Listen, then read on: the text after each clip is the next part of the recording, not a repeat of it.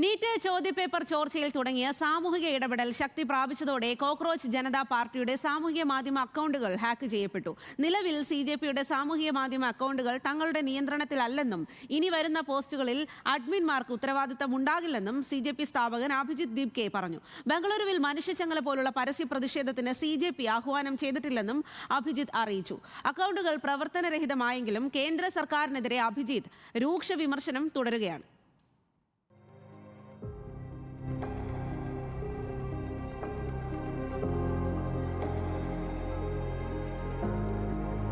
Cockroach Janata party സ്ഥാപകൻ Abhijith ദീപ്കയുടെ Instagram അക്കൗണ്ടും CJPയുടെ ഔദ്യോഗിക ഇൻസ്റ്റാ അക്കൗണ്ടും ഹാക്ക് ചെയ്യപ്പെട്ടു.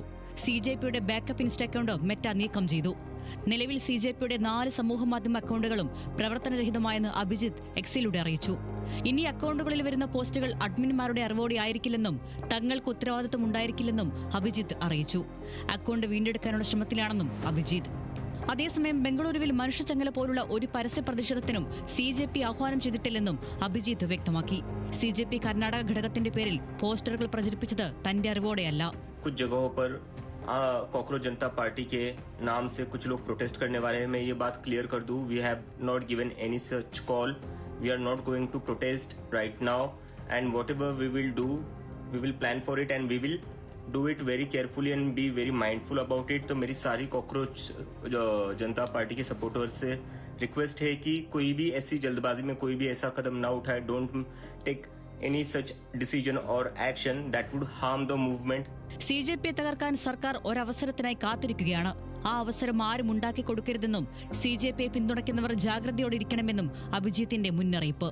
അക്കൗണ്ടുകൾ പ്രവർത്തനരഹിതമായെങ്കിലും കേന്ദ്രത്തിനെതിരായ വിമർശനം തുടരുകയാണ് അഭിജിത്ത്.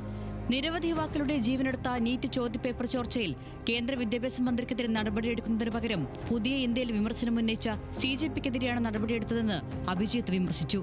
CJP അടിച്ചമർത്തുന്നതിലൂടെ BJPയുടെ സ്വേച്ഛാധിപത്യം തുറന്നു കാട്ടപ്പെടുകയാണെന്നും അഭിജിത്ത്. CJP വലിയ തരംഗമായതോടെ അഭിജിത്തിനും കുടുംബത്തിനുമെതിരെ നിരന്തരം ഭീഷണി സന്ദേശങ്ങൾ എത്തുന്നുണ്ട്. വാട്സാപ്പ് വഴി വധഭീഷണി സന്ദേശങ്ങൾ എത്തുന്ന സ്ക്രീൻഷോട്ടുകൾ അഭിജിത്ത് ഇന്നലെ പുറത്തുവിട്ടിരുന്നു. ഇതിനു പിന്നാലെയാണ് അഭിജിത്ത് കുടുംബത്തെക്കുറിച്ച് ആശങ്ക പങ്കുവച്ചത്. News desk, news Malayalam.